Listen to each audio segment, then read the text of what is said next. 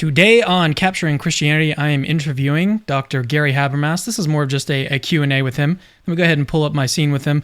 Dr. Gary Habermas, I'll introduce him real quick. But if you don't know who I am, what this channel is all about, my name is Cameron Bertuzzi.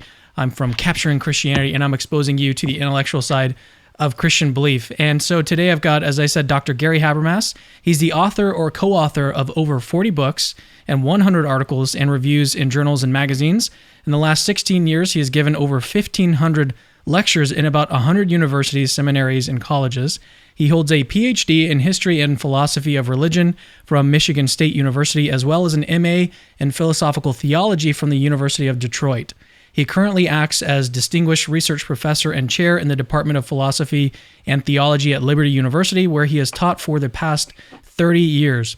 His main areas of research include the philosophical study of miracles, near-death experiences, which we actually just got a question about that, the historical Jesus, and the historicity of the resurrection of Jesus. So, Gary, it's great to have you back. You've been on the show a couple times, but thank you again for coming on. Well, thanks, Cameron. I'm looking forward to a great program. All right, so let's just jump right in. We're not going to spend a whole lot of time here. So the first question that we've already received, let me see if I can take these down and then put up the question from Expanding Truth. Thank you so much for your super chat, Expanding. He says, "What are the top 3 lies told about Jesus?" Interesting. Well, question. That's a different kind of question. I could start giving guesses, but my thought would be, first of all, in typical scholarly form, we're always clarifying and nuancing things. I would say, what kind of lies? I mean, do you mean historical lies? Do you mean religious things, comparing him to other religions? Do you mean from people who think he never lived? If you just mean the number of times you hear things and not by scholars or something, I would say maybe number 1 is he never lived. One that I'm hearing a little more recently because of the influx of other views, of course, is that Jesus didn't die on the cross, but that's still lagging. I think by far the main one is going to be Jesus never lived. Once in a while, you still hear, I just saw it the other day, that Jesus never claimed to be deity. So those are 3. Depends on what specifics that, if someone says, well, yeah, but what about a blank? What about a guy who comes from this viewpoint? Or what about 3 lies from naturalistic perspective or something like that? That would be different. But I would think those are the 3 top ones, and probably far and away, Jesus never lived. Let me ask you this. So you were talking about your book, that you're almost done with it. You're on the last chapter of your Magnum opus. Tell me a little bit more about the progress, how you've come during the pandemic and everything. How much work have you been able to put into it and all that? Wow.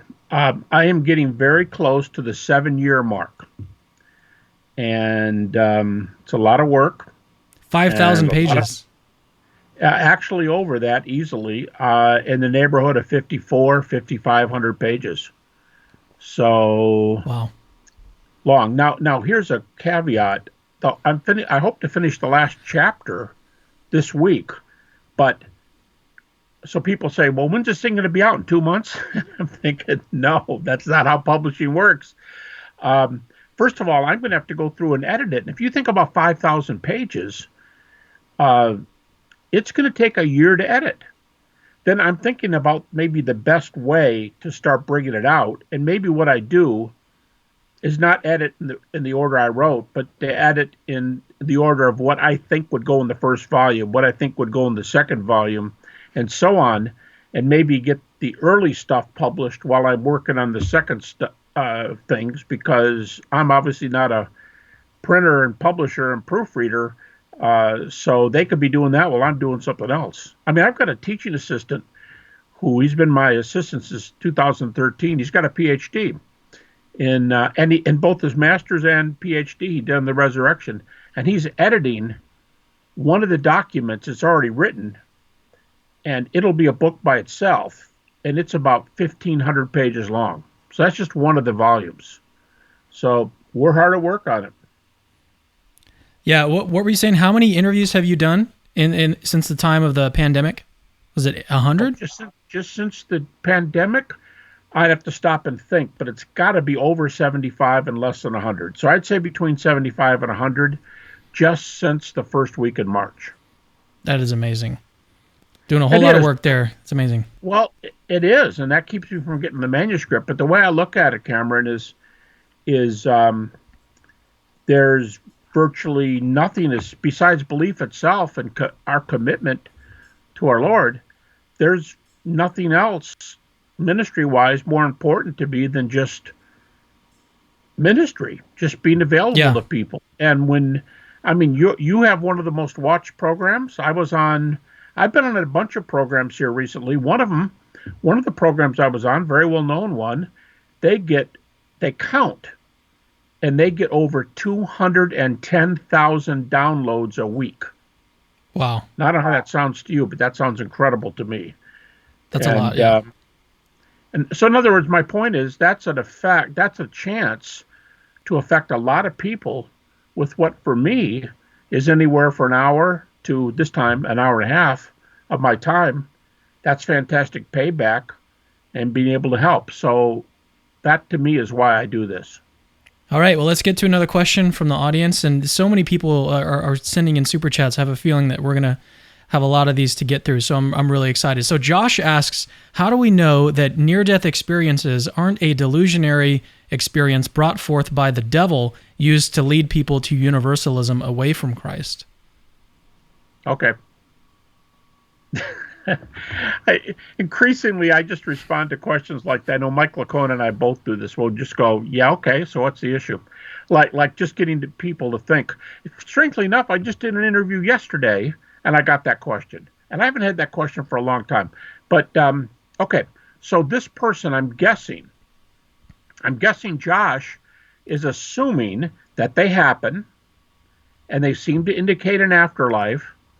But because there's maybe some conflicting data, like an atheist who says, I met Jesus and he told me to hang tight and I'm going to come back and be with him in heaven when my time comes, that the idea is, well, wow, that sounds like a false prophet. That sounds like Satan. I'm guessing that's where it comes from.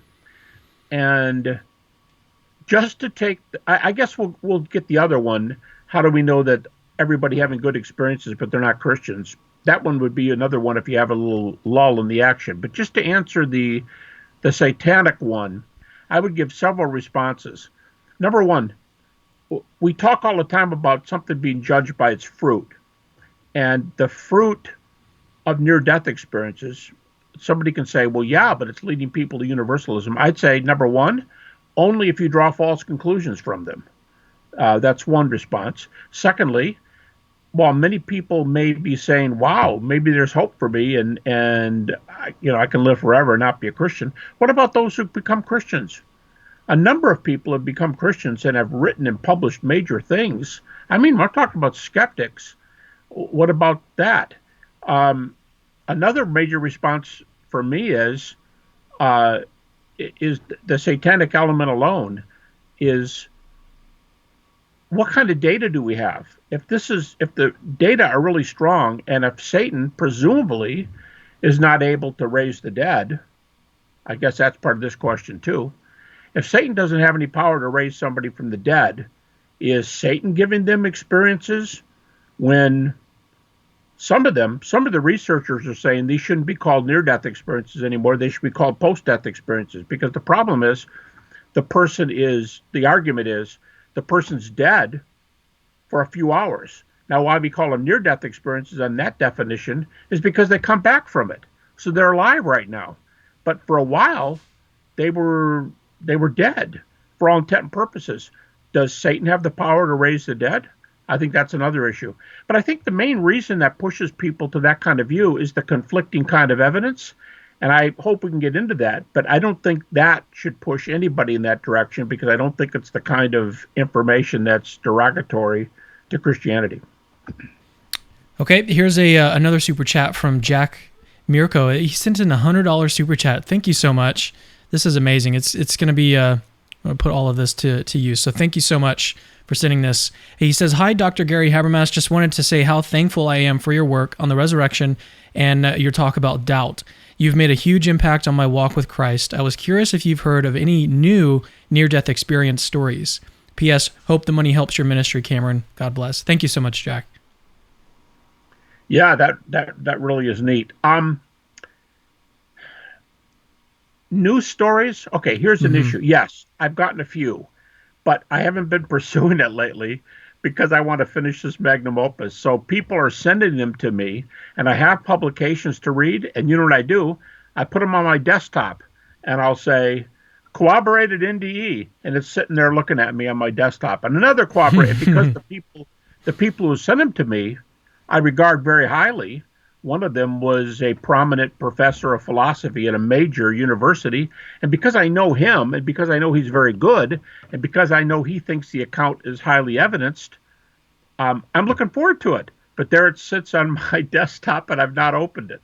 I've got a number of them like that. So I haven't purposely pursued them because of all these interviews I'm doing, and because I hope, like everything, to finish this manuscript in the next few days. So maybe I'm on it next week. Is there one that kind of sticks out in your mind? Is something that you've looked into fairly recently? Yeah. In fact, I was just written. An atheist just contacted me this morning saying, "What's the latest one on this or that?" So, and he gave me two specific cases and wanted bib references, which I knew exactly where they were, so I just told him quickly. I think the answer to that is this way. Then maybe Cameron, maybe you want to narrow the question down. But I recently had it, well, a few years ago, had a published debate with Blackwell, a major secular company out of Oxford, and I debated a guy with 3 earned doctor's degrees. He argued that NDEs didn't really occur, not in any objective realm. I argued they did. And I summarized evidential cases into, I summarized 300 evidential cases into 5 categories of data. So when someone says to me, "What's your favorite?" or "What's the best?" I'm saying, well, do you want a really highly evidenced case from inside the room? Because there's a couple skeptics who want them inside the medical room, then, or do you want them that I think are stronger, the ones that are at a distance, the ones that are on another floor of the hospital, or they're a mile away, or what about ones that are 100 miles away, where they report something that's verifiable? That's a distance one. How about NDEs in the blind, who only claim to see something while they're blind, but have not seen anything before or after the NDE? Now, keep in mind, every one of these, that doesn't make it evidential, because you could say, well, what if the blind person was hallucinating? Just keep in mind, all 300 of these are verifiable. In other words, they're in a state from which they can be thought to die if they don't get help, often quickly. But after we have a record saying they went down in this state, we have data that starts being reported from a half hour later, because they're out for, let's say, 2 hours. And we have data that starts and ends while they're still out. And some of these, one source alone has dozens of cases where there's no no measured brain or heart activity. And there are dozens in that category. What do we do with these? So then there's a couple other categories too, which I call Twilight Zone categories, that are really weird, but highly evident. So there's 5 categories altogether, 300 evidential cases that I know of. Depends on what the person wants. One of my favorite ones, I'll just tell you 2 real quickly, and you can see how these sound. They're both very brief. In one case, a lady had a near-death experience. She reported being up above her body, and in the room was a medical device that was pretty tall. You wouldn't walk up to it and look on top of it because you can't see on top of it. But she was up above it. And as soon as she came to, as soon as this thing was over, she said, "I have obsessive compulsive disorder. I have OCD." And she said, whenever I see large numbers, I instinctively memorize them. And there's a riveted number on top of that machine, an ID number, I guess, for where this machine is in the hospital. And the number is 6730233, and she gives 12 numbers. She tells the nurse to write the number down, and the nurse does. And a while later, they moved the machine. Before they did it, they sent a guy up there on a ladder who read the number. She got it exactly right. And she told the nurse as soon as she came to. So it wasn't hearsay. It wasn't a year later. Wasn't even a week later. And it was verified. Now, get this. I know, well, through a good friend who did the research, I know of the nurse who took the number. And she was so impressed when the number was confirmed, she made the comment that it was the most impressive thing that she'd ever experienced in her entire life. That's one. Here's another one, a little briefer. A person was in surgery, went up above their body, morphed through a wall into another surgical chamber. They could be side by side. And they watched a man have his leg amputated. Now you could say, well, okay, that's kind of crazy, but I can imagine what an amputated leg would look like. But when they amputated the leg, they put the leg in a plastic bag. I picture a garbage bag, and it was yellow. A yellow garbage bag. They put the leg in the bag, I guess to have it tested or something. I don't know. But they reported it. And when they came back, people knew when they went out because they're hooked up to machines. They know when they came back. And they could just see next door and say what went on in the next room during surgery. So sometimes the weirder the story and where the timing works out, the better it is.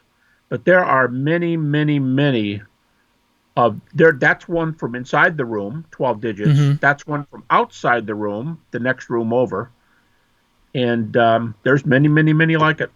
Yeah, I'm sure we'll probably have some more questions about NDEs. So if you can think of any more off the top of your head, I'm sure that we'll get to some questions like that. All right, so from Gurgly Nagy, he says, if the resurrection... Actually, sorry, I've got the wrong screen pulled up here, so let me actually exit out of that and pull it up over here. So he says, if the resurrection is more probable than any other, according to your theory or the basis of Bayes, why isn't it widely accepted among historians? Okay, now, just a little comment about Bayes.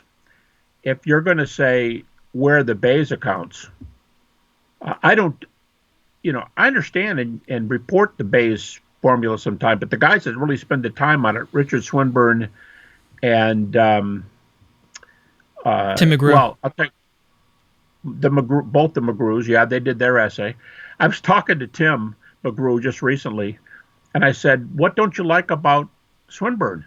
He said, "Oh, well, Swinburne says the resurrection is only 97% probable," and I said, "Only 97% probable?" Now, someone's going to say, "Well, that's because Swinburne has a book on the existence of God, so he's sure he's demonstrated it." No.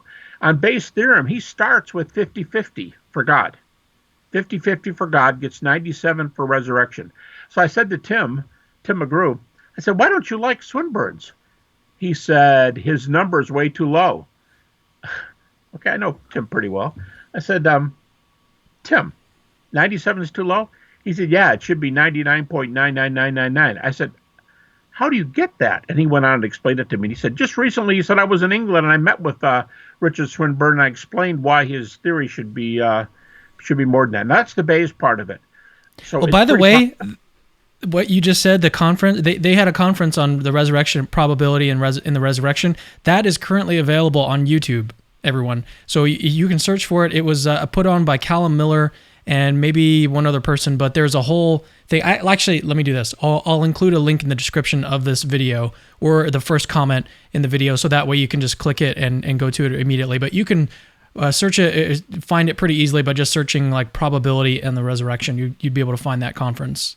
So yeah, so his question is, well, why isn't the resurrection more widely accepted among historians? Okay. For that one, I tell a story. I did an interview yesterday. And the guy who was interviewing me, I didn't know him, but I took a chance and I said, "Are you married?" And he said, "No." And I said, "Well, let me ask you a question. What if we are best friends? You and I are best friends. And I just think married people are happier, and that's debatable, but I think married people are happier, and I'm very pleased to be happy, and you're my best friend, so I think you should be married. And so I say to you, hey, I've met this woman. You have got to check her out. Now, I know you don't like blind dates, but trust me." And to make a long story short, the guy goes, "Yeah, I hate blind dates, but just for you, I'll do it." And they go out a few times. And a few weeks later, I bump into him again. And I say, "Hey, what do you think?" And he said, "She is the sharpest, smartest, greatest gal I've ever been with." And I'll say, "Good. Well, we're best friends. Can I be your best man?" And he says, "Ooh, time out, time out. I said she's the neatest gal I've ever spent time with. But that and marriage are two different things. I'm not willing to say I do right now. That's a commitment. And commitment is apart from what do I think of them as a person. So we say I do, and we know it's for better or worse, rich or poor, till in sickness and health, till death do we part. That's a tall order. And a lot of people are not willing to make that commitment to Jesus. And you can imagine there's all kinds of reasons why people don't want to make that commitment to Jesus. They could even think he's the greatest moralist. Anthony Flew, when he was an atheist, my atheist philosopher buddy, used to call Jesus the greatest moral philosopher in the world. You can think he's that, but you don't want to say I do to him. You don't want to live with him. So you're just not ready. So to me, here's the issue. There's a lot more to faith than whether there are facts. In fact, if the chief kind of doubt is emotional doubt and not factual doubt, I would say most people take commitment more importantly than they take facts.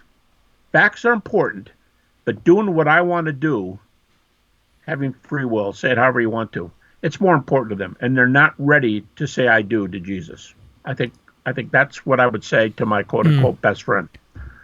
So here's another super chat. Thank you so much. $50 super chat. Doesn't Galatians 1:6 and Acts 29 or 26:19 say that Paul had a heavenly vision? Could this show that early Christians accepted visions as resurrection appearances? All right. If you're going to use the Acts 20, let me take the second one first. If you're going to take the Acts 26 account, Paul saying he was not disobedient to the heavenly vision. Acts also says that he saw Jesus. Both of them are there. Now, which one are we going to emphasize? And by the way, how do we assume that vision means non-bodily? The chief word for Jesus appeared in the New Testament is horao.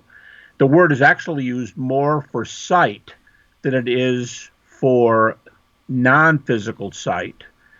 And by the way it's used in 1 Corinthians 15 means Jesus initiated the sign.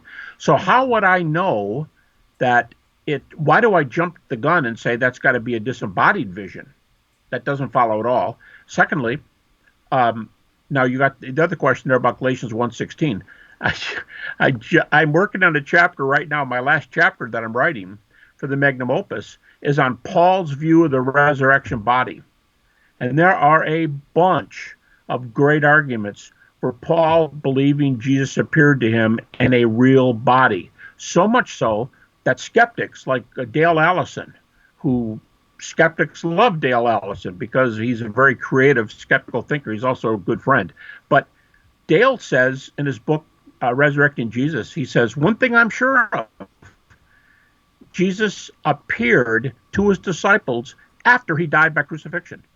And he holds that the early teaching, Paul's included, was bodily. So you have to go back and see what Paul meant. Now, what about Galatians 1:16? The Greek there is that he said he had this revelation of Jesus to me, in moi, in Greek. And there's 100 questions about that. First of all, it's a preposition. Why would anybody allow an argument to rest on a preposition when Paul says in 1 Corinthians 9:1, 1 Corinthians 15:8, that he saw Jesus, And there are a half dozen great arguments that Paul means bodily. The en moi, as a lot of commentators say, it can mean in me. It can also mean to me. And Paul doesn't have to be talking about the resurrection there. Paul could be talking about um, the later commitment, his later experience with the Lord, going on with the Lord after I saw him. He doesn't say it's an appearance. So anyway, number of issues. But I think the biggest comeback is Paul is our primary witness, and there's probably a half dozen arguments in Paul that he's speaking about an appearance of a resurrection body, not an amorphous spirit body, and certainly not an hallucination. Okay, here's another question. Caleb Jackson says, thank you for your super chat, Caleb. How do you respond to Richard Carrier's criticism that your 75% number for the empty tomb is skewed because it leaves out those agnostic on the issue? Yeah, well, I don't know when Richard wrote this. Richard could read my article on agnosticism and the resurrection, which has been published for years. And I do think that agnosticism could be a fallback position. In other words, they make other comments, and agnosticism could be a fallback. Actually, of the thousands of people I have read on this subject, very few of them, head count wise, call themselves agnostics. They're either for or again, and they say so. But here's another response to Richard. I'm just not counting agnostics. I'm counting in the way I count. I'd be glad, by the way, I have an article out where I give a head count in how many believe in bodily resurrection, how many believe in a real resurrection but not bodily, how many people believe in no resurrection, and how many are agnostics.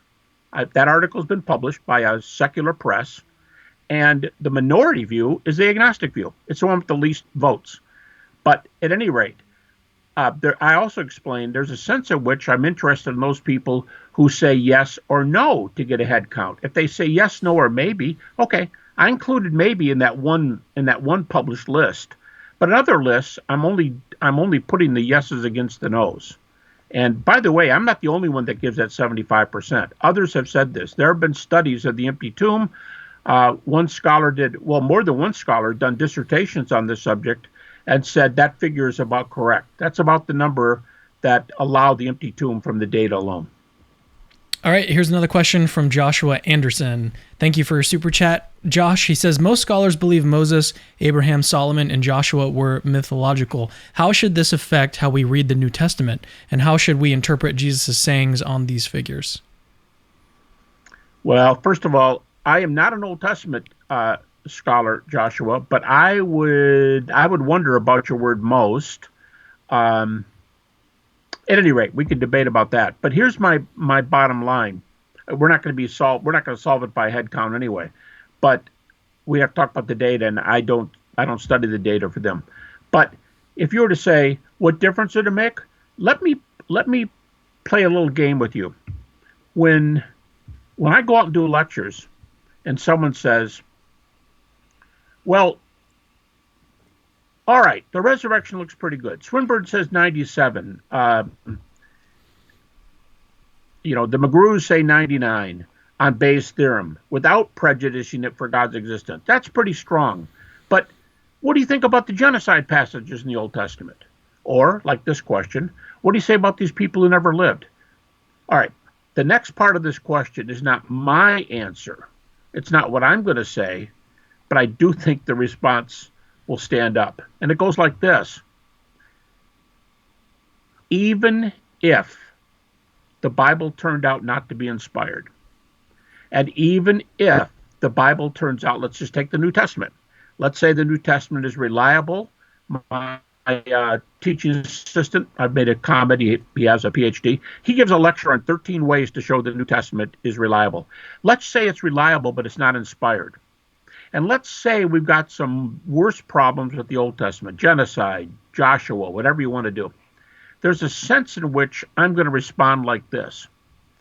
The worst you can get me on the argument is going to be to say this. Jesus claimed to be deity.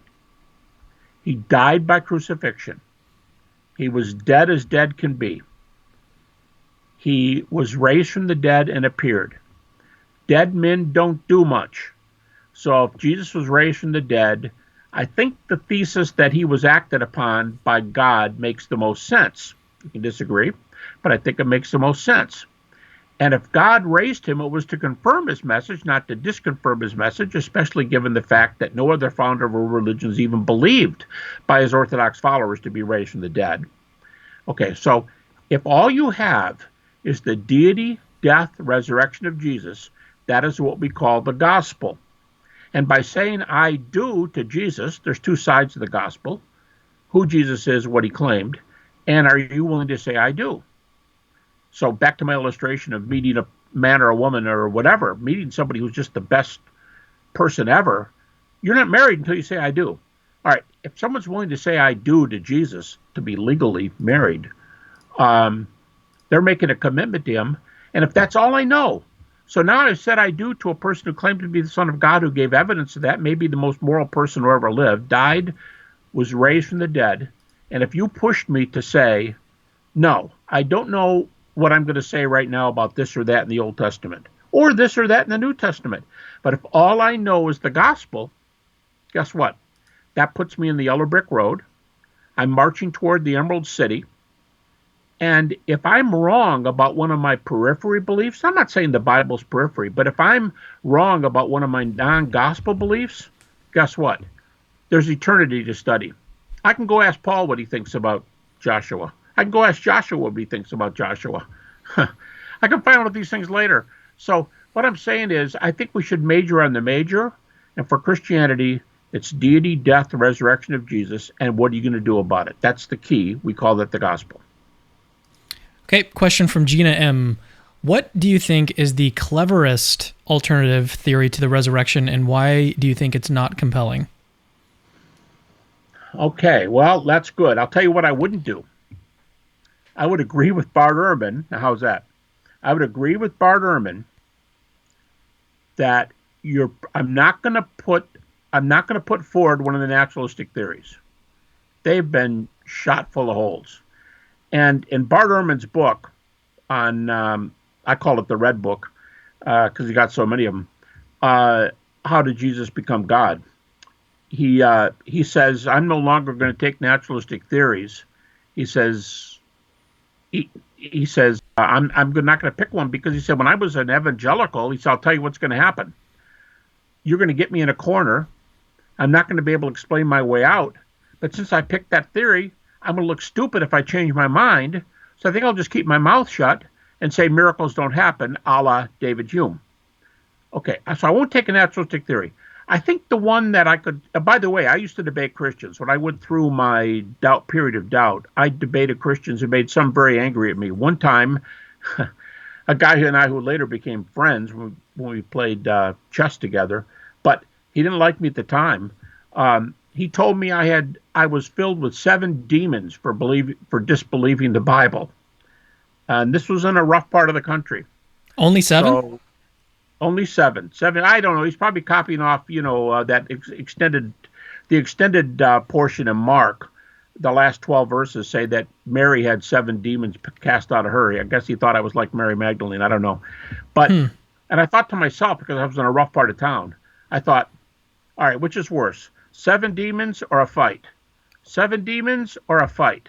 7 demons or a fight? And the guy spun on his heel. He was big guy.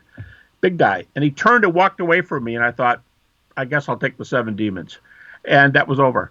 But I would say, if I wanted to debate a Christian, and my point there was I used to debate them regularly, I think what I would say is, you guys believe in 2 worlds. If I'm a naturalist, I believe in 1 world. I believe this world is all there is. Or you could say reality. I believe this reality is all there is. You have to have this world and another world. You need, to use your example, Habermas, you need this world and Oz. You need the Yellow Brick Road and the Emerald City. You need the Wizard. You need Aslan. You need Gandalf. You need something like that. And nobody's ever seen that kind of stuff. So my view is better than yours if all I know is that you require 2 realities and I require 1. Okay. And that's not a naturalistic theory, but it is an alternative theory in the question. And, I just happen to have this here. It sits here, and I get asked this question all the time. This is a near-death experience book. It's a scientific book. Can you It's hold it called- up so people can see? Sure. Does that do it? Just in the middle. Just in the middle. Like right in front of your face. There you go. Up a little bit. There you go. To your left. There it is. The Science of Near-Death Experiences. The Science of Near-Death Experiences, published by the University of Missouri Press. So it's a secular university press. Every article in this book has been published in a medical journal on near-death experiences. And they estimate, as the book opens, these are mostly medical doctors, they estimate that over 20 million North Americans have had near-death experiences. Now, let's just say, all of that's not true. That's way too many. We don't have enough data for that. Say whatever you want. Let's say, it's not 21. It's only 10 million. Okay, cool. Does that mean 10 million people have been to Oz, or at least claim to be to Oz? 10 million people have met Aslan? Oh, no, only 5 million of those people actually met Aslan. They went to Narnia, but they didn't see Aslan. Or they went to Middle-earth, but they didn't meet Gandalf. There are millions of people out there saying, I've been in another world. And you can say to me, whoa. What does another world look like? Here's how simple it is with near-death experiences. I've got a good friend. He's one of my PhD students. He's Indian. He's from India. He fell out of a tree as a teenager, fell a long way, landed on his head. His mom came running out of the house, thought he was dead. She lifts him up in her arms, and she said, honey, don't die. I said, where were you? He said, I was still up in the tree. I was out of my body. I was looking down, and I kept saying, Mom, I'm alive. I'm not dead. Now, there's no evidence on this one, but here's my point. She didn't look up and say, oh, you're up there. Well, come on down and get in your body. She couldn't hear him. And this is by far, not just by far, it's the unanimous view of people during an NDE, nobody hears them. You go, well, that's because they're in another reality. It doesn't exist. That's wonderful. But what do you do with the 300 evidential cases? The woman who saw the 12-digit number, she couldn't talk to anybody and tell them to quit beating on her chest to bring her back to consciousness, or, giving her a shock or something. They weren't listening to her. So that's arguably, this book, that's arguably 21 million people who at least claim to have seen another reality. So if the biggest comeback is you believe in two worlds, I think NDEs give us a real head start. And remember, the head start that NDEs give us is in the field of afterlife. What's the resurrection? It's the field of afterlife. If we already know there's an afterlife, I have a head start talking about the resurrection. All right, on that note. Yeah, go ahead. On that note, someone sent in a question. They said, from Punch Bowl Haircut, he says, I love NDE stories, but if the only verifiable thing that is what is seen on Earth, what is the point of hearing about what happens beyond that? Is it just for fun? No, because you're not hearing the rest of the story. He's yelling at his mother. His name, he's yelling down there at his mom. He's going, Mom, I'm okay. I'm not dead. I'm fine. Don't cry. I hate to see you crying, Mom. I'm fine. And she never looks any different. She thinks he's dead. And by the way, when he said this, he's a PhD student. He's balding on top. He leaned over and pulled his hair out of the way, and you could see a scar going down the middle of his head right there, where they had to sew him back up after he fell out of the tree. But he not only said, I'm okay, Mom, and I'm great. You got to hear the rest of the story, which is these people think they're having the greatest experience they've ever had in their life. They said that the realm I was in was more real to me than the realest, is that a word? Than the realest of my experiences on Earth. That was more real than being at the Super Bowl or being at the whatever, and being in that world. And when I came back, I put my money where my mouth is. I'm not afraid to die anymore. I want to go back there. In fact, Cameron, I've had a couple of cases. When you interview these people, they're really something. I've had a couple of cases. I can think of two. One was a psychologist with 5 master's degrees and 2 doctor's degrees. He had a near-death experience, and he was in a situation where he could have died again. And I said, man, you got to be careful. That could happen to you again. And without even thinking, with a 1 minute lag, a 1 second lag, he goes, Why should I worry if I die? I'm just going to go back to that place. It was so close to his mind. He said, I'm going to go back to that place. Another guy was from Idaho, and he said he was walking on the sidewalk. I was there with him, and he slipped. And he said, I knew the back of my head was going to hit the sidewalk. He said it was going to be over for me. I mean, I knew I would do a lot of damage. Well, he didn't hit his head, but he said, I said, so what happened? He said, well, I didn't hit my head, but what flashed into my mind in a second was, I'm going back to where I was when I had the NDE. And where he was swimming, and he drowned. And he was underwater, looking at himself in the face, looking at the dying self, looking right into his own eyes. And he said he can't wait to go back there. So it's not just, hey, guys, I'm in another world. Don't leave me here. They'll say it's the best place they've ever been. They're not afraid to die. They're looking forward to going back to it. They'll stay here as long as they can, but they want to go back. They describe it as the best experience anybody could possibly have. And you go, well, that's what it is. It's a drug trip or something. Yeah, well, now you're back to the evidential cases, and you have to explain the evidence. All right, here's another question. Christoph Keating says, your work in Mike Lacona's has greatly inspired me in my faith, Dr. Habermas. What do you think of Camel Gregor's theory? Do you know who that is, Camel Gregor? He's a he's a very recent skeptic that's kind of appeared online in certain areas. Anyways, he says his theory is that the appearances of Jesus to the apostles was a cloud based on Acts 1:9.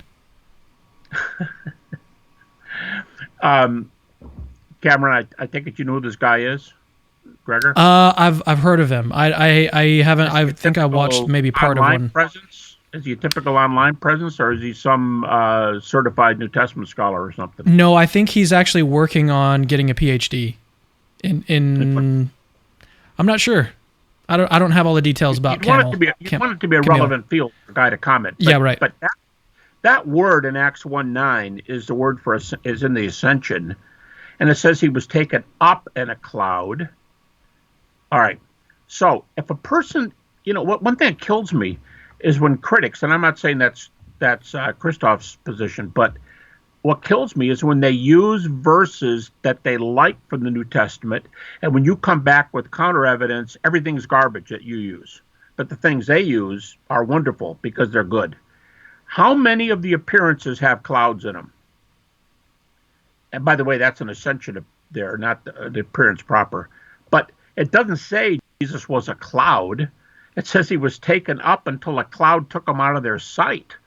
You go high enough in a plane, people aren't going to be able to see you. And that's what it's claiming.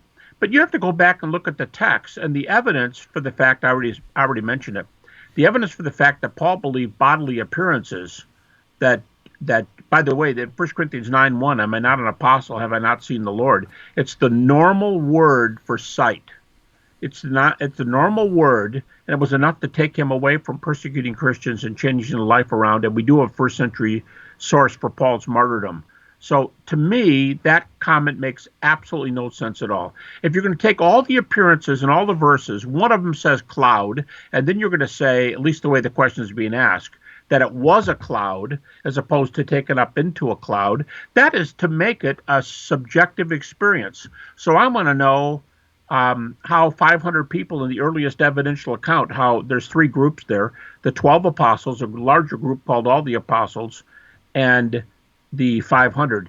Do they all see a cloud and all unanimously think it's Jesus and then go around the world and willing to die because they say, I saw Jesus again? The theory just doesn't make any sense on a dozen levels. So why you would take one verse out and try to make a theory out of it when none of the rest of them back this thing up is beyond me. Yeah, let's hope that's not what Camel, his argument actually looks like. All right, let's move on to... Let's admit that may not... Oftentimes when you get these kind of things, he could be saying something entirely different. I'm just responding to the way the question was written on the screen. Right. So Aiden says... Hey, how comparable do you think the evidence for NDEs and the evidence for certain reincarnation claims are? I've read about it in Beyond Death, too. All right. Well, I'm glad you got Beyond Death because I've been getting a number of reincarnation questions lately. I think I've gotten 2 earlier this week. And that book, Beyond Death, I have a whole chapter on the subject. And the reason I'm making a big deal of this is because that is pre-computer. That book came out in 1992, and then it was republished under the title Beyond Death. If anybody gets a hold of the first edition, it was called Immortality. It's co-authored with J.P. Moreland, and then later it was picked up Beyond Death. The first one was Thomas Nelson. The second one is Crossway, and now it's available for Whiff and Stock. I would send people that chapter and let them see. I think I have 20 arguments. It's at least a dozen. It's been a long time since I've used that chapter, but I'd like to send them the whole thing. But I don't have an article to send, so I don't have an essay. But if anybody gets a hold of the book Immortality, or the one that's mentioned here in the question, Beyond Death. No, I don't think reincarnation evidence, to respond specifically here, I don't think reincarnation evidence lights a candle to NDE evidence. I would say the only kind of evidence that is on the evidential level of NDEs might be certain aspects of intelligent design. And I'm not a scientist, so I can't judge the intelligent design ones. But the ones I hear, people could say, oh, well, that makes me feel much better because I think intelligent design is garbage, so therefore NDEs are garbage too. No, if that's going to be your view, then you have to go back and study the NDEs because it might be harder to answer an NDE claim than intelligent design. If a person who has no measurable brain or heart measurements sees something miles away and reports it, and it's verified, because when they come to talking about it, and nobody in the room knows that that's going on, and they later verify it, but the person was without brain or heart function. NDE might be the best natural religious evidence for a supernatural worldview of any subject I'm aware of. All right, question from Isaiah Garcia. Thank you for your super chat. He says, some say that the apostles' beliefs didn't allow resurrection before the end times. Is this countered by Mark 6? Jesus was believed to be a prophet, or John the Baptist. Messianic figures like John had influence even in 2nd century. Yeah, you know what? I'm going to kind of agree with this one. There's not just the John the Baptist case. There's another one. I published 3 journal articles on this. I could... Cameron, I could send you a copy if you want to send it out to people. I've done 3 journal articles on another find. It's called the let me get the exact name here. It's called the Gabriel Stone, and it made a lot of fuss a few years ago. It was even written up by University of California book, and this is a stone where the writing is on the stone. It's not papyri or something. And it gives evidence that a certain number of Jews, how many, who knows, Gabriel says to somebody, not talking about Jesus, after 3 days, rise. Now, nobody's claimed to have been raised from the dead. It reads like, I don't know, if you're reading an apocalyptic book, if you're reading 2nd Baruch, or you're reading Enoch, 1st Enoch. It reads like a story. But the point is, how much would that story have been going around if there were nobody to believe it? So there could have been some Jews. It wouldn't have taken a lot, I don't think, to believe that people could have been raised before the end of time. But I would say this. If there is that view, it's a minority view. Number one, it's minority. But number two, it's because of this question, the John the Baptist question and the Gabriel question, that I'm not like a lot of apologists who use here's 5 reasons for the resurrection, and one of them is the Jews didn't believe in resurrection of somebody in time. I don't use that argument. It might be something I append at the very end on argument number 30, but I wouldn't get it in the top dozen because I just think it's iffy. So I kind of agree with this, that there could have been Jews who believed in resurrections. And, besides John the Baptist, we could add the case of translation with Enoch and the case of translation with Elijah. And someone could say, well, they're not resurrections. And they aren't, but at least they were taken up to heaven. John the Baptist, the question is raised with John the Baptist, but he didn't rise from the dead. So, I don't think it would take a lot for somebody to believe it's possible in that day. All All right, here's a question from Joshua Leclerc, and he's actually a Patreon, so thank you so much for supporting the channel on YouTube and on Patreon. He says, hey, Dr. Gary Habermas, Liberty student here. Do you have any advice for upcoming students in philosophy of religion / apologetics in Christ? Josh. Maybe Josh should tell me what level. Is this for advice? At what level? BA, MA, PhD?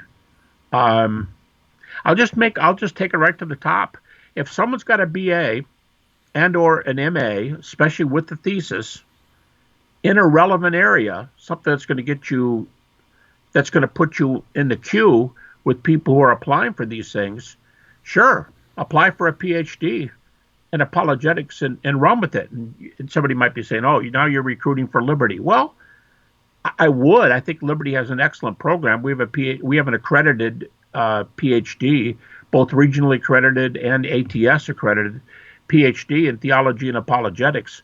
But there are other good schools where you can go and get these degrees. If Mike Lacona were on with this, he'd be ribbing me and he'd say, well, we don't have a PhD at Houston, but we've got a great MA. So if you want an MA, go to Houston, And the Southern Baptist schools, Southeastern, Southern, Fort Worth, that's Southwestern.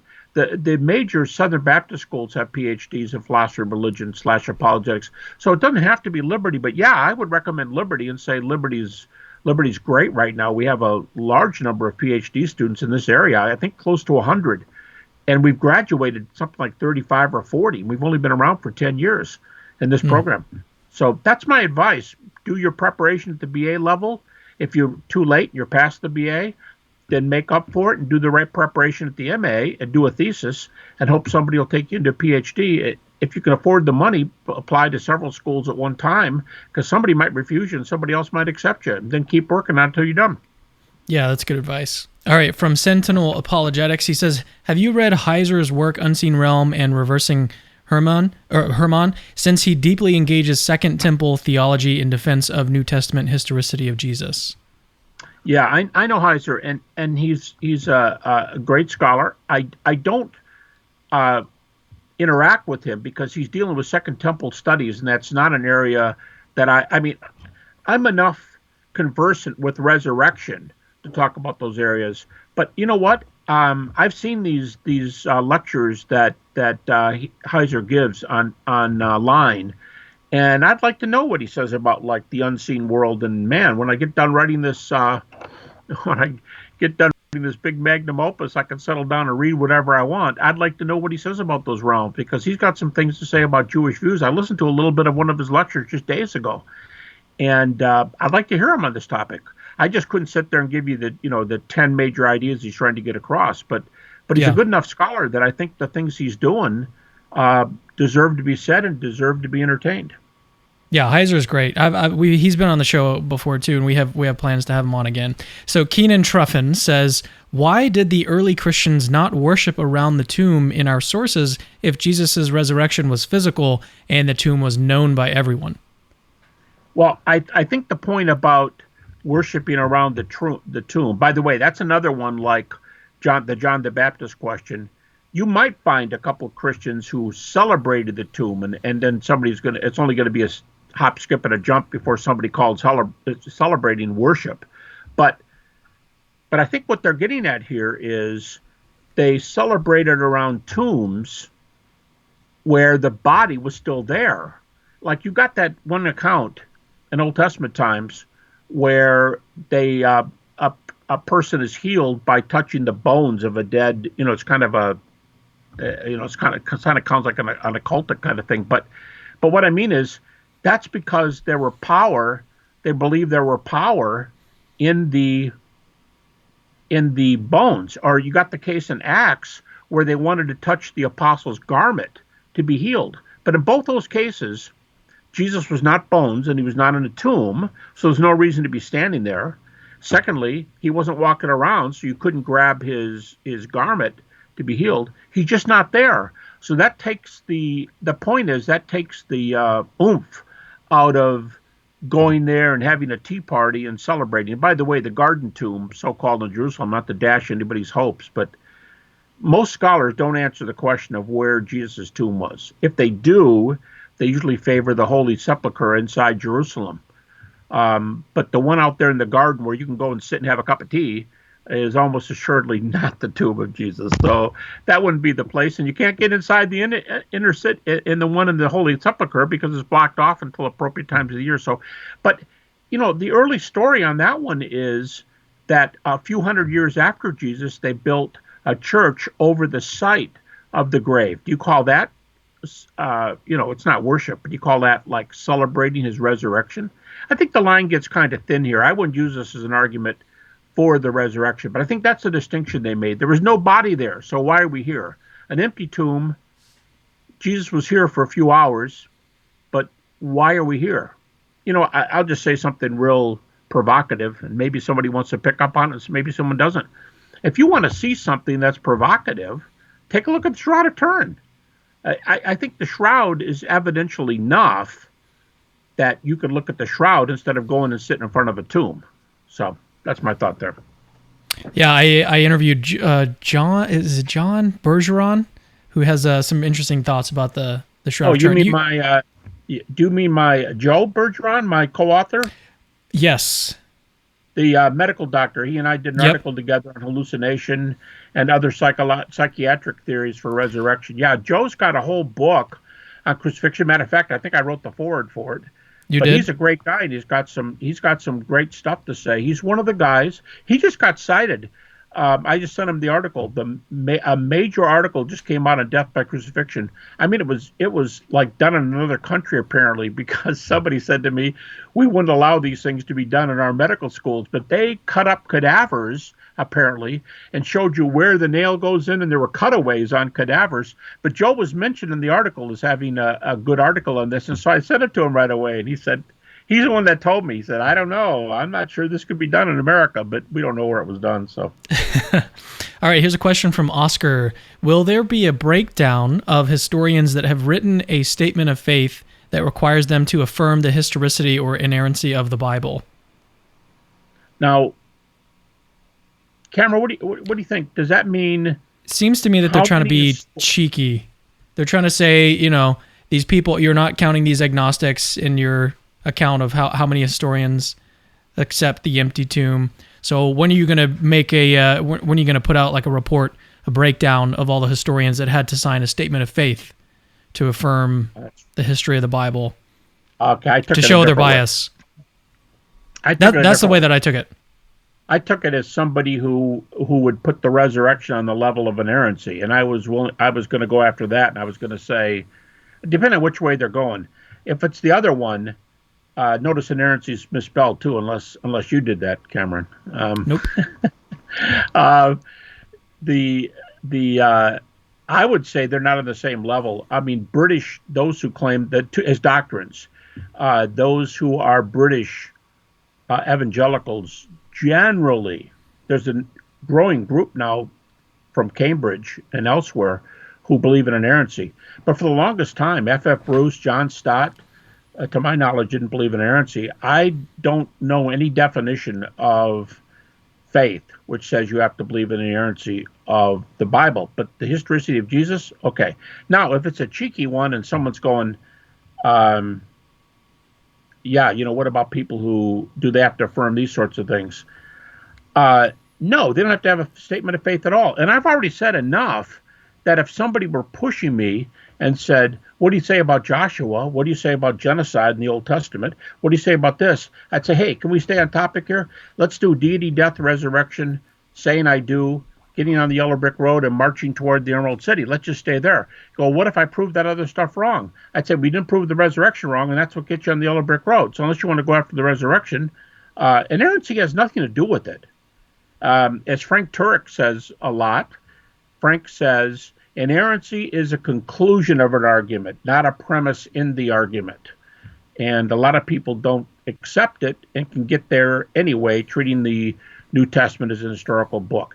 As far as where people are on this, the general question, I don't know where Oscar's coming from, but on the general question, I was mentioning earlier that my teaching assistant, my research assistant, is doing a 1,500-page document of where scholars are on 140 sub-questions on the trial, death, burial, resurrection, appearances, and ascension of Jesus. 140 subtopics, thousands of sources.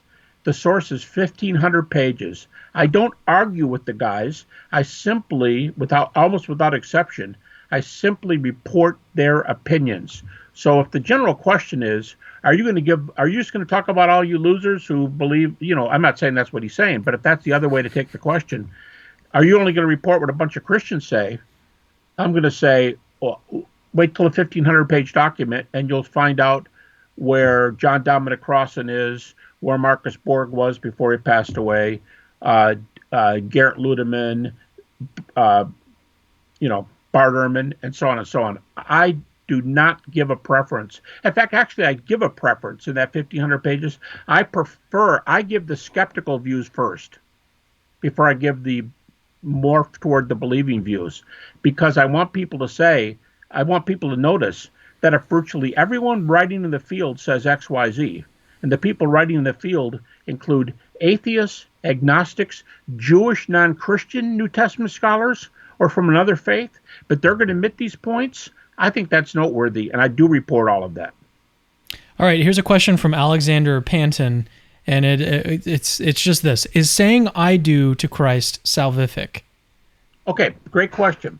Now remember, I was critiqued one time by a good friend of mine who's not a Christian, and he wasn't being cheeky, to use the earlier term. He was just saying, I don't like religions where all you have to do is believe something, and you're okay. Like, well, I must be a Christian because I believe George Washington, the first president of the United States, and I believe Jesus Christ was the Son of God. That's not what I do means, either in marriage or in the New Testament. I use the I do example because in marriage, it's better or worse, richer or poor, in sickness and health, till death do we part. And I remember my wife, the mother of my 4 children, died of stomach cancer, but I'm remarried, and the pastor in that second ceremony said, right in the middle of the vows, he stopped and he said, Gary, you may as well stop right now, because everything you have is now hers from this point on. And right during the ceremony, my wife-to-be, in a matter of minutes, she said, yes, and she pumped her fist. Okay, I do is about all of me is given to all of you. It's a total act of commitment. And anybody who knows, who's married for 60, 70, whatever years, it is a marathon of living, usually having children, raising money, doing things together, thick and thin, sickness and health. It's a lifestyle. And that's why I use the I do example, because in the New Testament, the words for Christianity, believe, pistis and pistuo, the Greek words, it means to be totally on board. Our belief is really weak. The belief in the New Testament, well, 2 of the New Testament writers describe believe as walking in their shoes. Now, you don't walk in somebody's shoes if you say, I believe George Washington, first president of the United States. Okay, I'm done. Now, where's the hamburger stand? It changes your life. And also, let me say, I do to Jesus isn't just I do to anything about Jesus. In the New Testament, where it said you're saying I do to a certain person, you say I do to a person about whom certain things are true. And the most important thing to agree to in the New Testament is that he's the Son of God who died on the cross for our sins, who was buried, rose again from the dead, and appeared. That's the one to whom you're saying I do. You're not saying I do to historical facts. You're saying, as important as they are, you're saying I do to a person about whom those facts are true. Just like a marriage. I don't marry good-looking, honest, blah, blah, blah. I marry somebody who has those qualities. And that's what happens when you say I do to Jesus. It's a lifestyle. Yeah, I really like that analogy too. All right, from Andrew Elliott, he says, just wanted to publicly thank Dr. Habermas for his work on doubt and the resurrection, and for connecting me with Dr. Ron Davis when I needed it. Yeah, since he's mentioned Ron, let me do this. Ron Davis is a PhD student of mine. He's an executive pastor of a North Carolina church. So he's got a very full-time job. I don't know in his case, but oftentimes executive pastor is defined as you do everything but the sermons. So everything else in the church, you've got to run the staff and you've got to do everything. Ron is a very busy man, but he took my course on doubt years ago. And Andrew, thank you for your honesty, because he's saying here publicly that he struggled with doubt. And I've said it, I went through doubt for more than 10 years, 20 years actually, but 10 straight and 10 intermittent. And so Ron, when he took this course, he got this vision for helping people who are going through doubts. And I'm telling you what, Cameron, right now, his docket is so full. He has had over 1,000 conversations with doubters. And the ones that I send to him, because I get them all the time from people, the ones I've sent to him are only about 25% of the cases he takes. And you don't just get somebody done in one. You often have to talk to somebody. I mean, it's not odd to talk to somebody 15 times, same person. And so Ron is doing yeoman's work, and he's sold out to ministry and trying to get people straightened out, because most doubt is emotional doubt. Emotional doubt can be extremely painful. So let's just put it this way. Ron Davis is dealing with a lot of pain. And I can see that Andrew, like I, again, had the guts to say this. I think that's huge. But I just say hats off to Ron for using his time. He's got a family, using his time to help people through this. Okay, we have a question from Andrew Nachamkin. Any response to claims about the forged books by Paul? What are the forged books by Paul? Is that the 6 that critics don't think were written by Paul? I think that might be what they're getting at, yeah. Okay, here's the history of this. There are 13 books in the New Testament that bear Paul's name. Critics will unanimously, you could probably think of an example, but I'm quoting Bart Ehrman. Bart Ehrman calls these 7 books of Paul, the ones that everybody accepts, he calls them unanimous. He calls them undisputed. And those 7 books are Romans, 1st and 2nd Corinthians, Galatians, Philippians, 1st Thessalonians, and the little short 1 chapter Philemon. Those 7. So if that's what Andrew's getting at is the other ones, he's asking, well, what about the other 6? Okay, I have no problem with the other 6 being by Paul, but that's not my area. Let me say it this way. I've got a book on my shelf over here by one of the best-known critical New Testament scholars in this country, Luke Timothy Johnson. And in his intro to the New Testament, he says he's not going to distinguish the 7 from the 6. He said, I'm going to put all 6 of them on the table. He says, because I don't think you can make differences in the 6 books based on vocabulary. And besides, if somebody's written these over a period of, let's say, 15 years, let's say 1 Thessalonians in 50 AD, and Philippians is at the end of it. But if you say these people are writing over 15 years, do we think that a person doesn't change their vocabulary, doesn't grow, doesn't have experiences? You're going to be a lot different later. Plus, Paul used amanuenses oftentimes. He used a secretary to write. He gives their name oftentimes. He's not the only one. So it could be somebody else's words, and that could affect the Greek if he's using a Greek person, which he does. Silas, one of his traveling companions, was Greek. So I think this all depends. But let me just say in conclusion, I am willing, when I do my minimal facts argument, frankly, I'm surprised that hasn't come up yet, but the minimal facts argument, when I do the minimal facts, the 6 that I use, when I use Paul's data, I only cite the unanimous ones. And you go, well, how do you know they're going to grant the same ones you want? Because the ones that Bart Ehrman calls undeniable, conceded by everybody, those books they're all you need, and they're the same 7. That's the point I'm making. Bart Ehrman will concede the same 7 books that Gerrit Ludemann, the German critic, will concede, the same books that Dale Allison. If anything, they'll expand the list, but they don't shorten the list. All right, from John P. Why do NDE experiences seem to see and remain on earth instead of immediately being with Jesus in paradise like the thief on the cross? Well, okay, maybe you're not reading enough of them, John. Many, many, many of them go off to another world, and they describe them as paradise. By the way, in the book of Revelation, this is just a little bit of a side. In the book of Revelation, where the book is starting to talk about what is waiting for believers. It uses the Greek word paradizo, which in the Old Testament Septuagint, the Greek translation of the Old Testament, is the same word used for the Garden of Eden. So there are people who say there's biblical warrant for saying belief in the afterlife is going to be a heavenly paradise, like the Garden of Eden. Many scholars believe now that heaven is going to be the refurbished earth, that heaven is the intermediate state, and then we get a new body and we live on the earth forever. Like the thief on the cross, they're with him paradise. Well, they are.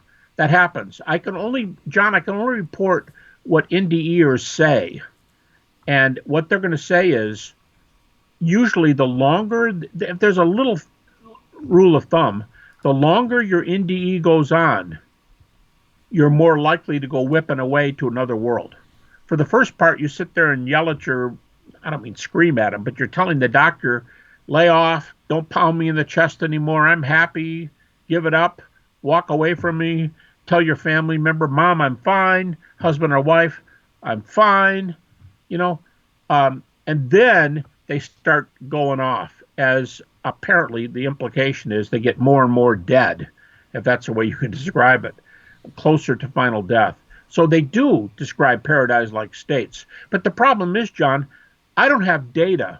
I haven't gotten to this yet, so I'll say it now real quickly.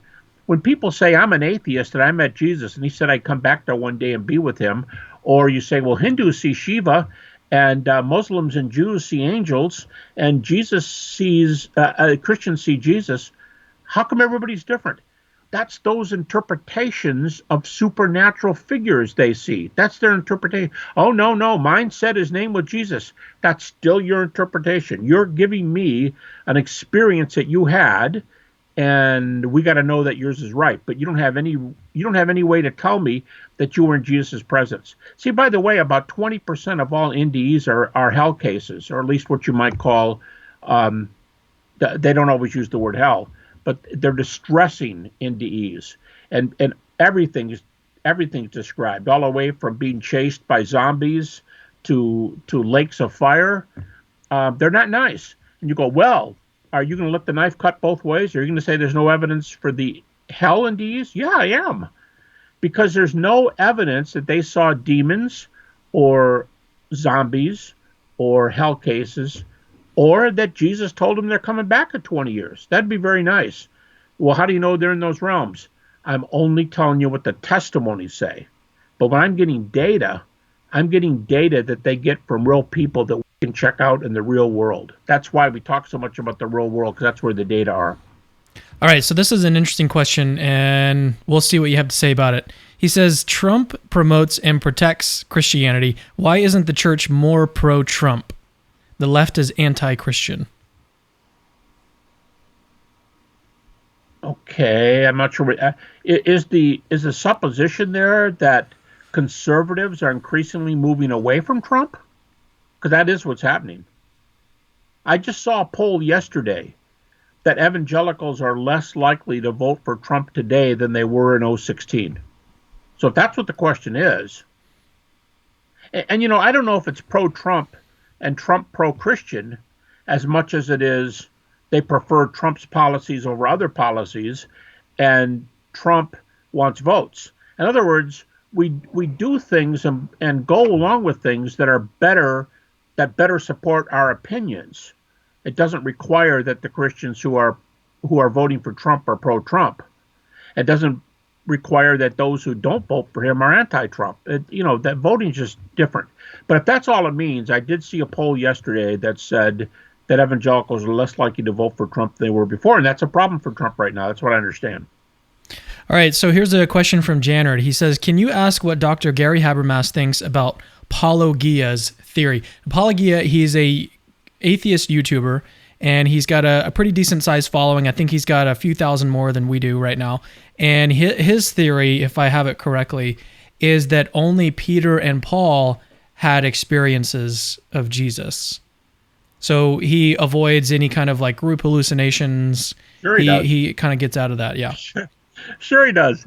Anytime I can categorize another view and lop off their most evidential areas, then tell them the non-evidential parts are the one I'm willing to admit. And by the way, you can't prove the non-evidential part. Sure, if I can circumscribe a view and take the evidential portions off, I'm going to be better off. And by the way, he's nowhere near new on that. If he wants to see the word of somebody who's been doing this for his whole life, that view maybe he gets it from other people, but that view has been held by Don Cupid. It has been held by the early Skillebecks, a Danish philosopher. It's held by Billy Markson, the Boltzmannian New Testament scholar. It's held by John Shelby Spong. Versions of that. The problem is they try to get it down to just Peter and Paul.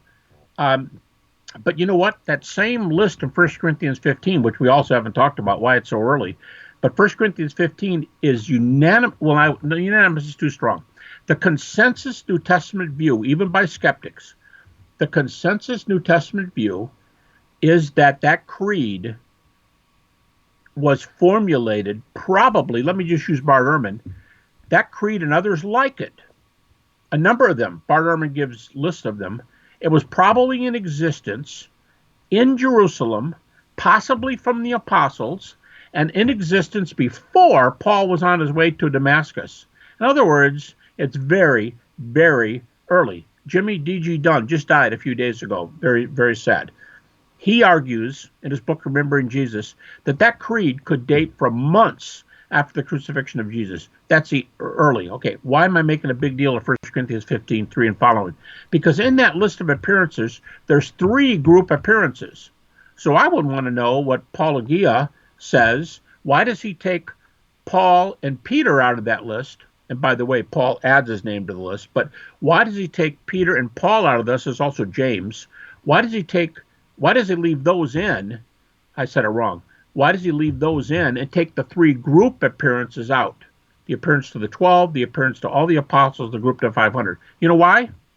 A lot of them who talk about it, here's what they say. Oh, because groups don't see things like that. Well, thank you. You just argued in a circle.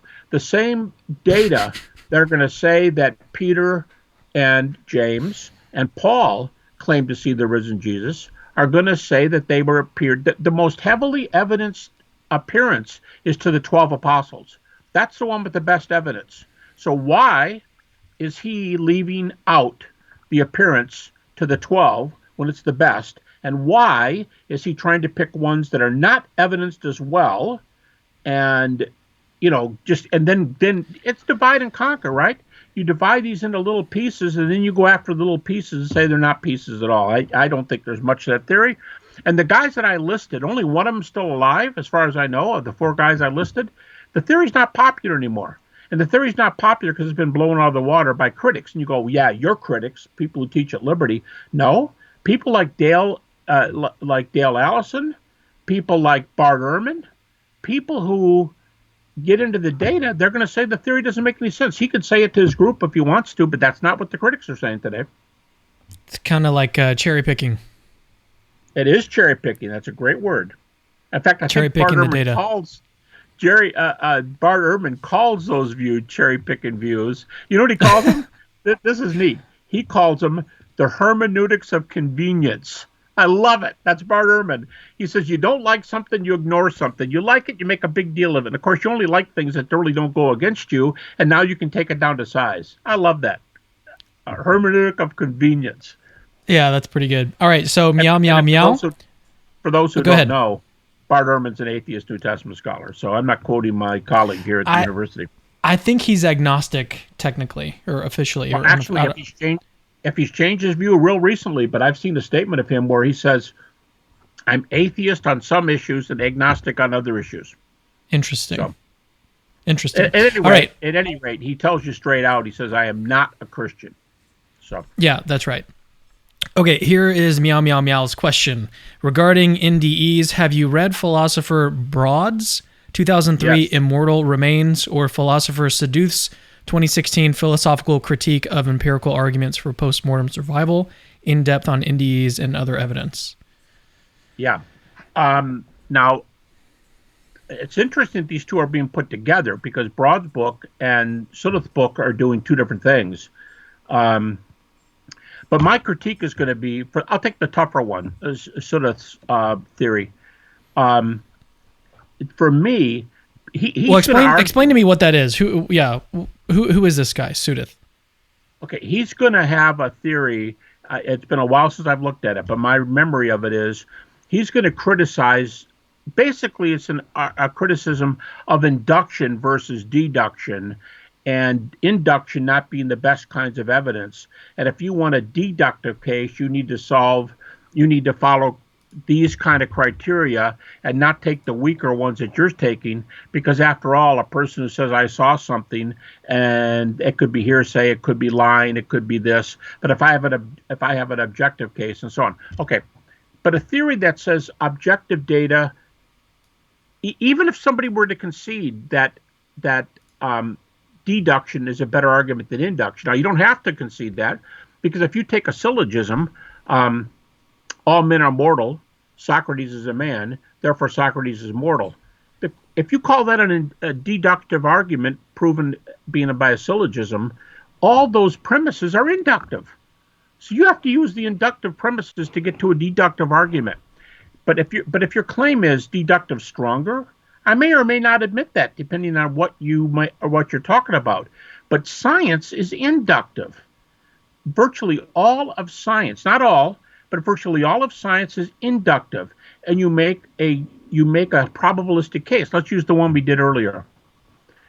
This person could dispute Richard Swinburne's 97% reliable for resurrection, starting with 50-50 for God, or the McGrew's argument at 99%, and they're both specialists in the use of inductive data. They would say, I dare say, knowing those folks well, I dare say they would say this is a silly argument. If not meow meow meow's argument, but if the argument is I got better evidence, just as an evidence category, I have better evidence category than you have.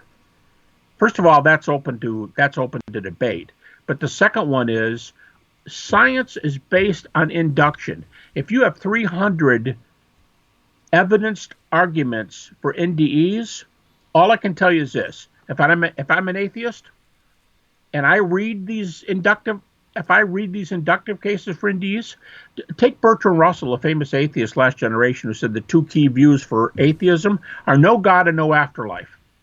If those are your views, if that's my view, and you're going to give me these 300 cases and I can't explain them away, I'm going to feel very uncomfortable. The data for NDEs are very strong, and I don't care about the inductive deductive distinction. You've still got to deal with the evidential cases.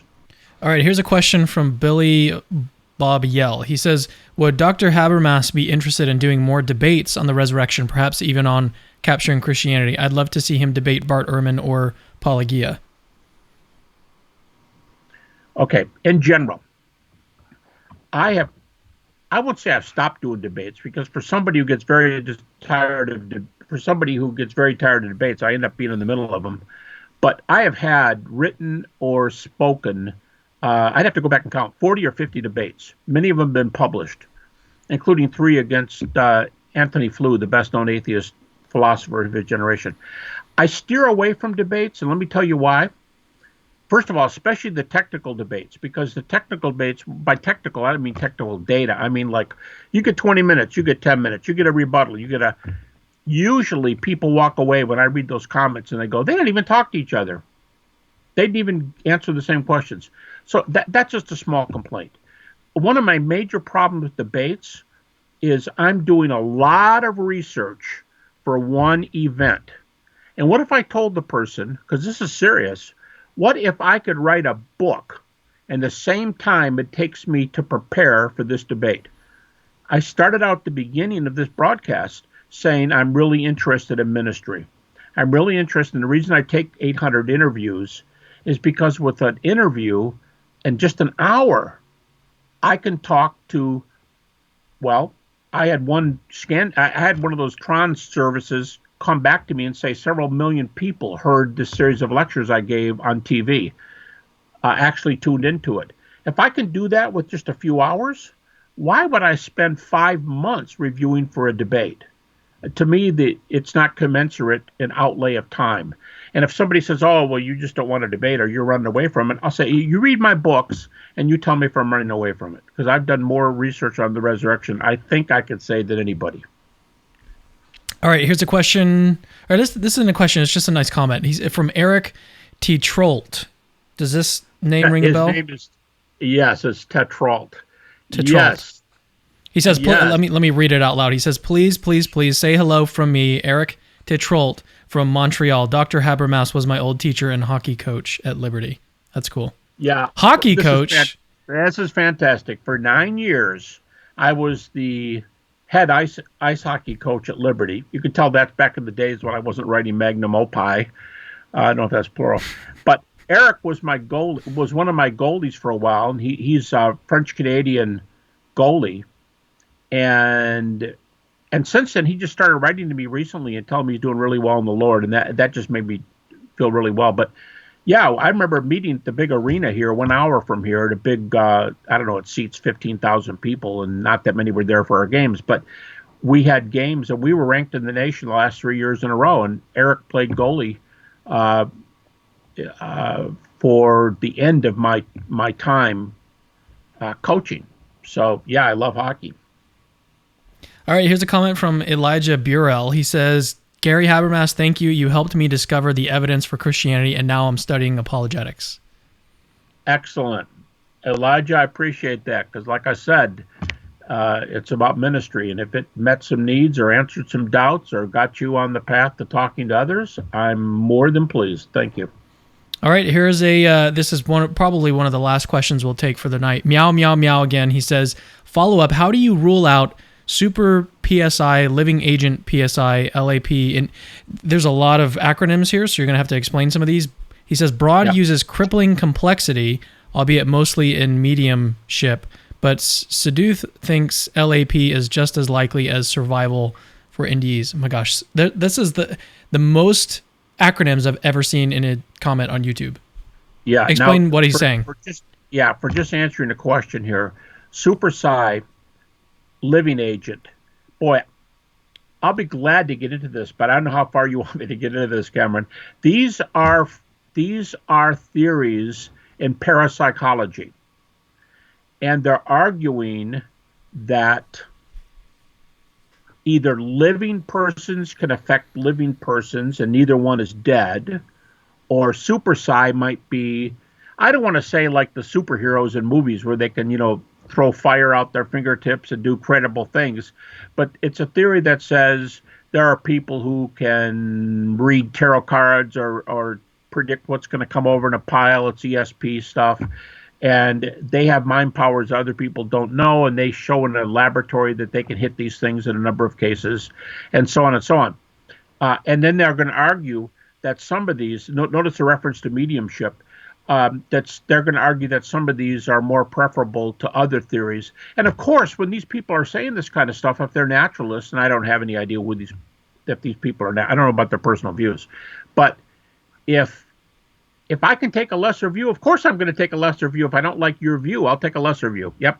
So, but all I can tell you, since we're about out of time, I can tell you where you can go to tell you I'm not avoiding this. In the book we talked about earlier, the earlier version of it was called Immortality. The later version is called Beyond Death.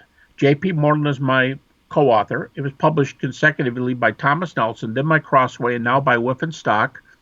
I have a whole section, an NDE chapter, on super-psi medium. I do the whole 9 yards and answer the question, couldn't this be explained otherwise? And one of my general comments is, yeah, if you have two cases, maybe you can say in these two crazy cases, something strange happened.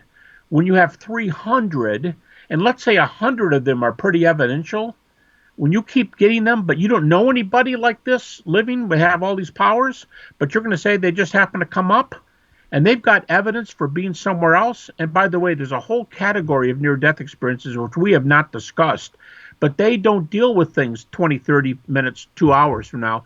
They deal with cases that are years after the event.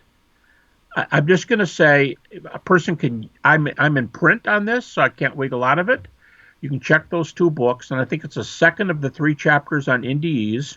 And those 2 books, I do the Super-psi theory in great detail and some long endnotes with single-spaced small font. So you can get them there.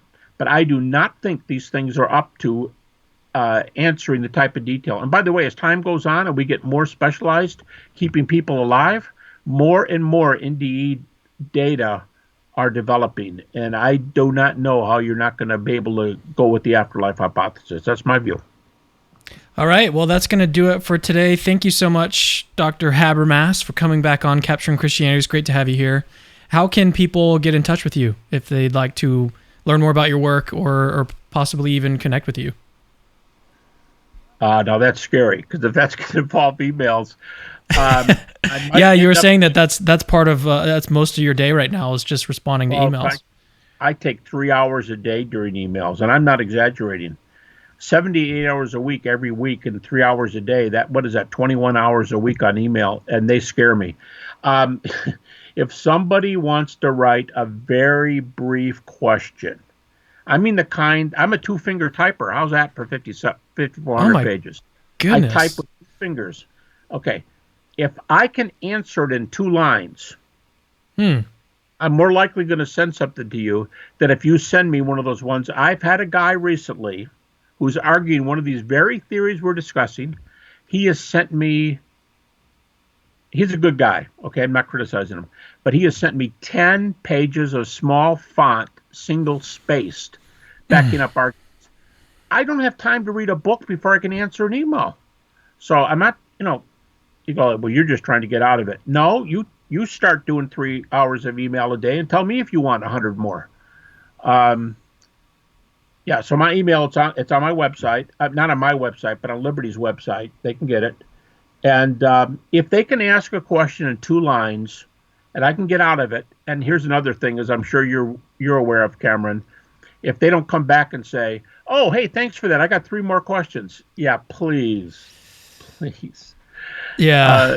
Just let me have 1 shot in a 2-line answer, and I don't mind answering those kind of questions. But if I get more than that, I'll either not answer them or I'll send them to my TA. I'm just letting you know that's just human. I have to be able to use my time for everybody and not just over and over questions for one person. Sorry about that. Yeah, there's so many people that are starting to send us emails and everything. We've got to get my wife Brittany. She's actually in the process of coming on board full time to help out with everything that's going on. The ministry is growing like crazy. I wanted to say this. So if you would like to see Dr. Gary Habermas back on the channel talking about a specific subject as opposed to like some just a sort of generic Q&A, if you'd like to see him come back and talk about NDEs, maybe talk about doubt or just the evidence for the resurrection, or we could talk about the deity of Christ, possibly even. If you'd like to see him, Shroud of Turin, if you'd like to see him come back and talk about any particular thing, let me know in the comments of this video. And if enough people upvote your comment or whatever, then I'll pinpoint that one and we'll try to make something happen. Not incredibly soon, but within reason. I'll reach back out to Gary and we'll see what we can do. But anyways, thank you again for coming back on. And there's a website, right? You've got a website that people can go and visit. You can also just search for any of your videos, any of your interviews that you've done on YouTube. What's the title or the URL to your website? Is it just GaryHabermas.com? GaryHabermas.com. No bells and whistles, no case or spaces or anything. And I am getting ready. I've done a bunch of interviews. I'm getting ready to, well, it's already in part. It's up, but we're putting up a YouTube channel. Oh. And I'm all ready to go with dozens and dozens of interviews. And some of them are interviews, and they've already been out there on other people's places. But some of them dozens of them are unique that were done just for the YouTube channel. That's excellent.